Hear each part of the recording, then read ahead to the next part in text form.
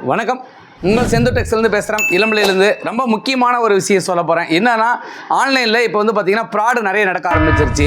பார்த்திங்கன்னா இப்போ ஆன்லைனில் நாங்கள்லாம் சேல்ஸ் பண்ணிகிட்ருக்கோம். இளம்பிள்ளை பார்த்திங்கன்னா வச்சுக்கோங்களேன், இளம்பிள்ளை சேலம் இன்றைக்கி வந்து பார்த்திங்கன்னா எக்கச்சக்கமான ஊர்லேருந்து நம்ம சேலம் மாவட்டத்தில் நிறைய பேர் வந்து புடவை தயார் பண்ணுறோம். நேரடியாக வர கஸ்டமர்ஸ் வந்து பார்த்திங்கன்னா கொஞ்சம் கம்மி ஆகிட்டாங்க. அதனால் நம்ம ஆன்லைன் பண்ணுறோம் அப்படிங்கிறதுக்கோசரம், ஆன்லைன் நிறைய பண்ணணும் அப்படிங்கிறதுக்கோசரம் நிறைய பண்ணுறோம். இந்த ஆன்லைனில் பண்ணுறப்ப வந்து பார்த்திங்கன்னா இதுக்கும் ஒரு தடங்கள் வந்திருக்கு. என்னங்க எனக்கு ஒண்ணுமே புரியல. அதாவது இளம்பிள்ளை அப்படின்னு எடுத்துக்கிட்டீங்கன்னு வச்சுக்கோங்களேன், ஒரு வந்து பார்த்தீங்கன்னா குட்டி ஜப்பான் சொல்லுவாங்க. குட்டி ஜப்பான்னா தொழிலுடைய ஏரியா. தொழில் வந்து நம்ம வந்து பார்த்தீங்கன்னா புடவை தயார் பண்ணி வெளி கண்ட்ரி இதெல்லாமே வந்து பார்த்தீங்கன்னா எக்கச்சக்கமான வெளியில் நம்மளாம் எக்ஸ்போர்ட் பண்ணுறோம். எக்ஸ்போர்ட் பண்ணி எல்லாமே ஆன்லைனில் தான். யாருமே நேரடியாக முடிஞ்ச அளவுக்கு இப்போ பார்த்தீங்கன்னா 100க்கு 10 to 15% தான் நேரில் வருவாங்க. 90 80% 85% வரமாட்டாங்க. ஏன்னா எல்லாம் ஆன்லைன்லேயே வீட்டிலேருந்தே வாங்குறவங்க நிறைய பேர் இருக்காங்க. அவங்களுக்குன்னே நாங்கள் எல்லாமே உற்பத்தி பண்ணி நல்லா பயங்கரமாக டிசைன்ஸ்லாம் செட் பண்ணி அவங்களுக்கு வீடியோ போடுறது, இன்ஸ்டாகிராமில், ஃபேஸ்புக்கில், யூடியூப்பில் இதெல்லாம் பயங்கரமாக பண்ணி எல்லாம் டிஃப்ரெண்ட்டாக பண்ணால் அவங்க எடுக்கிறாங்கன்னு சொல்லிட்டு நாங்கள் வீடியோ போட்டு நேச்சுரலாகவே எல்லாமே கொடுத்துட்ருக்கோம். இதில் என்னென்னா அவங்க கேட்குற காஸ்ட்டுக்கு உண்டான என்ன சொல்கிறோமோ அதை கொடுத்துருவோம். அதுக்கு உண்டான மாதிரி வீடியோ போடுவோம். அது என்ன நேர்மையாக இருக்கோ அதுதான் இளம்பிள்ளையில் எல்லாம் பண்ணிகிட்டு இருக்கோம். ஒரு வாரமாக ஃபோன் வந்துகிட்டே இருக்குது. எதுக்காக ஒரு வாரமாக போகிறவங்க கஸ்டமர்ஸ் ஃபோன் பண்ணி, சார் இந்த மாதிரி வந்து ஒரு ஆர்டர் போட்டேன், அது உங்கள் நம்பரானு கொஞ்சம் கன்ஃபார்ம் பண்ணிக்கோங்க, ஒருத்தங்கிட்ட பணம் போட்டு ஏமாந்துட்டேன், அவன் ஃபோனே எடுக்க மாட்டேங்கிறான்றாங்க. ஏங்க எப்படி ஆர்டர் போட்டிங்கன்னா, இந்த இன்ஸ்டாகிராம்லேருந்து வந்து ஒரு லிங்க் கொடுத்தாங்க, அந்த லிங்க் மூலிமா போனோம். அந்த லிங்க்ல போய் பார்க்கும்போது புடவையெல்லாம் வெறும் 300 ரூபாய்க்கு தான் இருந்துச்சு. 250 ரூபா 300 ரூபா தான் போட்டுச்சு. அதனால் ஆர்டர் போட்டோம், பணம் கட்டி அக்கௌண்ட்டில் ஆன்லைன் பேமெண்ட் தான் சொல்கிறான்னு சொல்லி போட்டோடனே பேமெண்ட் போட்டோடனே சரக்கு வந்துடும். பார்த்தா ஒரு வாரம் ஆச்சு வரல, ஃபோன் பண்ணாலும் எடுக்க மாட்டேங்கிறாங்க, ஒன்லி ஆன்லைன் மட்டும் தான் பண்ணுறாங்க அப்படின்றாங்க. அப்புறமா நானும் அந்த லிங்க்கை கொடுங்கன்னு சொல்லி கேட்டு வாங்கி அந்த லிங்க்குள்ளே போய் பார்த்தா, எப்பா இதெல்லாம் விசாரிச்சியா நீ யார் என்னன்னு? இல்ல யாரும் யார்ட்டி பேசப்படாதுனால. ஐயோ அப்பா நீ ஏமாந்துட்டப்பா 1 லட்சம் ரூபா. என்னடா சொல்ற? ஏதாவது 800 ரூபா புடவை, 1000 ரூபா புடவை, 2000 புடவை, 3000 புடவை எல்லாமே வெறும் 300 ரூபா 400 ரூபா 500 ரூபா அந்த மாதிரி தான் போட்டு வச்சுருக்காங்க. அப்போ பாதி கூட போடல, இன்னும் கம்மியாக போட்டு மனசை, அதாவது மக்களுடைய மனசை அப்படியே கொள்ளையடிக்கிற மாதிரி பண்ணி வச்சுக்கிறான். அதாவது ஆன்லைனில் மட்டும் டைப் பண்ணி பேமெண்ட் போகிறவங்களுக்கு யாருக்கிட்டையுமே தயவுசெய்து ஆர்டர் எடுக்காதீங்க. முடிஞ்ச அளவுக்கு நேரில் பேசுங்க, ஃபோன் பண்ணுங்கள், நம்பர் கொடுத்துருப்பாங்க, அந்த நம்பருக்கு ஃபோன் பண்ணி பேசி ஆர்டர் கொடுங்க. நான் ஆர்டர் கொடுக்க வேண்டாம்னு சொல்லலை, ஃபோன் பண்ணி பேசி ஆர்டர் கொடுங்க. உங்களுக்கு ரொம்ப டவுட் ஆச்சு வீடியோ கால் பண்ணி கூட பாருங்கள், இது கடை இருக்கா இல்லையா, லொக்கேஷன் அனுப்பிச்சுட்டு சொல்லுங்கள். இது எல்லாம் பண்ண பின்னாடி நீங்கள் ஆர்டர் கொடுத்து நீங்கள் வாங்கி அனுபவிங்க, வேணான்னு சொல்ல. ஆனால் இந்த மாதிரி கொடுத்து இந்த மாதிரி பணத்தை ஏமாந்துடாதீங்க. அதுக்கு தான் அந்த வீடியோ போடுறேன். நிறைய பேர் வந்து பார்த்திங்கன்னா எக்கச்சக்கமான பேர் வந்து பணத்தை போட்டு ஏமாந்துட்டாங்க. இப்போ எங்கிட்ட வந்து பார்த்திங்கன்னா இந்த வாரம் மட்டும் 10 பேர் பக்கமாக ஃபோன் பண்ணிட்டாங்க. எனக்கு மனசு ரொம்ப கஷ்டமாக இருக்குது. ஏன்னா நாங்கள் வந்து இதை நம்பி தான் வாழ்கிறோம். இதை நம்பி தான் 20 பேர் எங்ககிட்ட வேலை செய்கிறாங்க. இந்த 20 பேர்த்தோட குடும்பத்தையும் வந்து பார்த்திங்கன்னா வாழ்வாதாரத்தையும் பார்க்கணும்.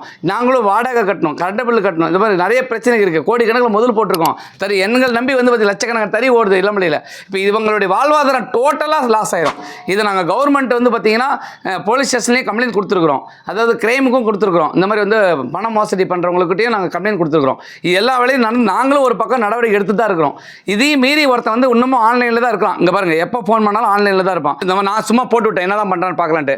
ஹாய்ன்னு போட்டேன், சார் மேம் போட்டிருக்கேன், ப்ளீஸ் சென்ட் மீ போட்டோன்னு போட்டேன், ஓகேன்னு போட்டான். அப்புறம் இந்த லிங்க் வந்து நானே அனுப்பிச்சி விட்டேன், இந்த மாதிரி எனக்கு போடுங்கன்னு சொல்லிட்டு. இந்த லிங்க்குள்ளே போனால் இங்கே பாருங்க, இந்த புடவை 300 ரூபா தான் போட்டிருக்காங்க.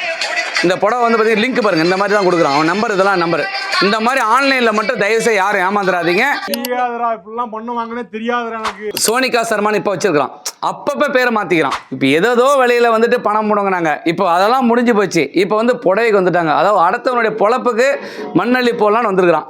எனக்கே புரியல என்ன பண்ணுறதுனே தெரியல. ஏன்னா இத்தனை கோடி ரூபா முதல்ல போட்டு நாங்களாம் உட்காந்துட்டு இருக்கோம். நம்பி நிறைய பேர் ஆர்டர் போகிறாங்க. இன்றைக்கி ரெகுலர் கஸ்டமர்லாம் நிறைய இருக்காங்க, அவங்களாம் வாங்கிட்டு தான் இருக்காங்க. புது கஸ்டமர் உள்ள வரதுக்கு பயப்படுவாங்கள்ல, அந்த பயப்படுறதுக்காக தான். பயப்பட வேண்டாம். இந்த மாதிரி ஆன்லைனுக்கு மட்டும் தயவுசெய்து போய் வாங்கிடாதீங்க.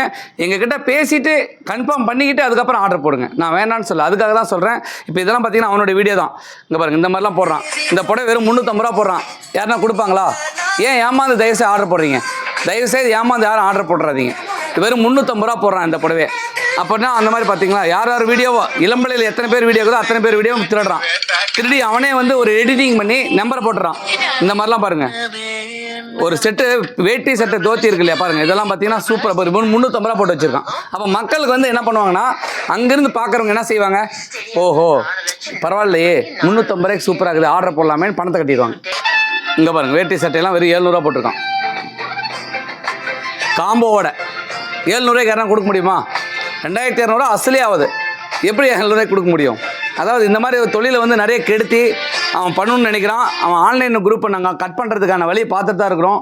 நீங்கள் யாரும் ஏமாந்துடக்கூடாது அந்த வீடியோ போட்டிருக்கோம். நாங்கள் முயற்சி பண்ணிட்டு தான் இருக்கிறோம் அவனை கட் பண்ணி விடுறதுக்கு ட்ரை பண்ணுறோம். நாங்களும் ட்ரை பண்ணுறோம். நீங்களும் உஷாராக இருங்க. ஆன்லைனில் பண்ணுங்கள், வேணான்னு சொல்லலை. இளம்பள்ளி இதை வச்சு தான் நாங்கள் வாழ்ந்துட்டுருக்கோம். இளம்பள்ளி அத்தனை கடைக்காரமே இன்றைக்கி ஒரு 4-5 கடைக்காரருக்கு இதெல்லாம் வந்து எனக்கு தெரிஞ்சு சொல்லிட்டாங்க. எனக்கும் இந்த பிரச்சனை இருக்குதுன்னு சொல்கிறாங்க. அவங்க போகிறாங்களே தெரியாது. இந்த வீடியோவை கண்டிப்பாக எல்லாத்துக்கும் ஷேர் பண்ணுங்கள். எல்லாருக்குமே ஷேர் பண்ணுங்கள். உங்களுக்கு தெரிஞ்ச ஃப்ரெண்ட்ஸ் எல்லாத்துக்குமே ஷேர் பண்ணுங்கள். இந்த மாதிரி ஒரு ப்ராடெல்லாம் இருக்குங்க, இந்த மாதிரி ப்ராடெல்லாம் இருக்கிறதுனால எங்களை மாதிரி நேர்மையான தொழிலாளிகள் எல்லாருமே பாவம் பாதிக்கப்படுறோம்.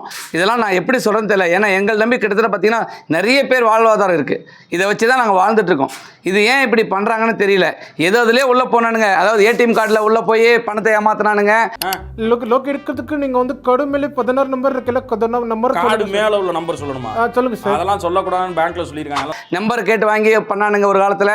அப்புறமா இப்போ வந்து வாட்ஸ்அப்பில் வந்துட்டு நான் தெரியாமல் கூகுளில் பேமெண்ட் போட்டேன். இந்த மாதிரி வந்து வெறும் 1450 போட்டது வெறும் 1400 போட்டேன். தயவுசெய்து ப்ளீஸ் எனக்கு பேமெண்ட் போடுங்கன்னு கெஞ்சிறான். சும்மாவே எடிட்டிங் பண்ணி அனுப்பிச்சிட்டான் கூகுளில்.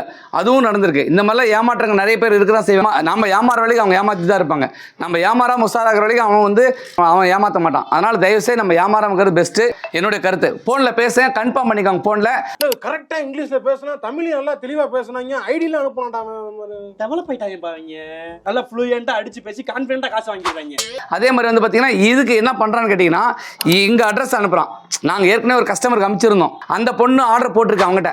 அந்த பொண்ணு ஆர்டர் போட்டதுக்கு பின்னாடி என்ன கேட்டிருக்குன்னா, ஒரு வாரமாக அவங்ககிட்ட எந்த ஒரு மெசேஜ் ரிப்ளை வராதனால இந்த பொண்ணு என்ன பண்ணிச்சு, எங்ககிட்ட போட்ட ஆர்டர் அங்கே போய் சேர்ந்தோடனே அந்த ஃபோட்டோவை எடுத்து எஸ்டி குறியிலேருந்து எங்களுக்கு அனுப்பிச்சு இந்த ஃபோட்டோவை அதை அப்படியே அங்கே ஷேர் பண்ணியிருக்கான். அந்த ஷேர் பண்ணதை எனக்கு அனுப்பிச்சிருக்கான். நான் கேட்டது எப்படி போடுவேன், என்ன ப்ரூஃப்னு கேட்டதுக்கு இந்த மாதிரி தான் உனக்கு அனுப்புவோன்னு எனக்கே என் ஃபோட்டோ அனுப்பிச்சிருக்கான். ஏய், எனக்கே விபத்து அடிக்கலாம் பார்த்தல நீ. எனக்கு அதுதான் மன வலிச்சலாக இருக்குது. என்னடா அது இப்படிலாம் கூட நடக்குதா, நம்ம இந்த மாதிரிலாம் கூட நடக்கிறதுக்கு வாய்ப்பு இருக்குதா அப்படின்னு நம்ம மனசு உடைஞ்சிரு. இங்கே பாருங்கள், அவன் அமுச்சு விட்டது அவன் அமுச்சிருக்க பாருங்கள். இந்த மாதிரி அமுச்சிருக்கிறான். எங்கள் ப்ரூஃப் அமுச்சிருக்கிறான். அது ப்ரூஃப் காட்டுறேன் பாருங்கள்.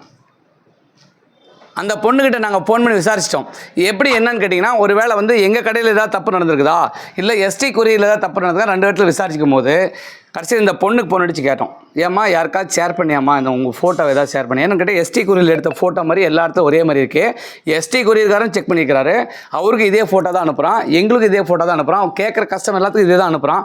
அப்படி அனுப்புகிறான்றப்ப இந்த ஃபோட்டோ ஒரே மாதிரி இருக்குது, எங்கேயும் மாறாமல் ஒரே மாதிரி இருக்குது. அப்போ எங்கேருந்து இந்த ஃபோட்டோ போயிருக்குன்னு நான் கண்டுபிடிக்கிறப்ப அந்த பொண்ணு என்ன பண்ணிச்சுன்னா, அவங்ககிட்ட ஏமாந்து எப்பா இதெல்லாம் விசாரிச்சியா நீ யார் என்னன்னு? ஐயோ அப்பா நீ ஏமாந்துட்டப்பா 1 லட்சம் ரூபா.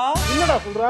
700 கொடுத்து பணத்தை கட்டி ஏமாந்துருக்கு. அந்த ஏமாந்தனால என்னாச்சுன்னா, சரி இந்த மாதிரி எனக்கு அமுச்சு விடுங்க சார், இந்த மாதிரி பாருங்கள் நான் 2 நாளைக்கு முன்னாடி கொரியர் புக் பண்ணேன், அங்கேருந்து எனக்கு வந்துருச்சு, இந்த மாதிரி தான் பார்சல் பண்ணி அனுப்பிச்சி விடுவாங்க, நீங்கள் இந்த மாதிரி எனக்கு அமுச்சு விடுங்கன்னு சொல்லி ப்ரூஃப் காட்டுறதுக்கு அவன் இதை வச்சு யூஸ் பண்ணிக்கிட்டான். ஏண்டா டேய், எனக்குன்னே வருவீங்களாடா? ஃபுல்லாக யூஸ் பண்ணி இது எல்லாம் கேட்குற கஸ்டமருக்குலாம் ப்ரூஃப் எப்படின்னு கேட்டால் இது மாதிரி அனுப்பிக்கிறான். இது மாதிரி அனுப்பிச்சுட்டா அந்த கஸ்டமர்ஸ் வந்து என்னன்றாங்க, எங்கள் நம்பருக்கு கால் பண்ணுறாங்க. செந்தூர் டெக்ஸ் தானே சார், நான் புக் பண்ணேன், என்னாச்சு ஏதாச்சுன்னு கேட்குறாங்க.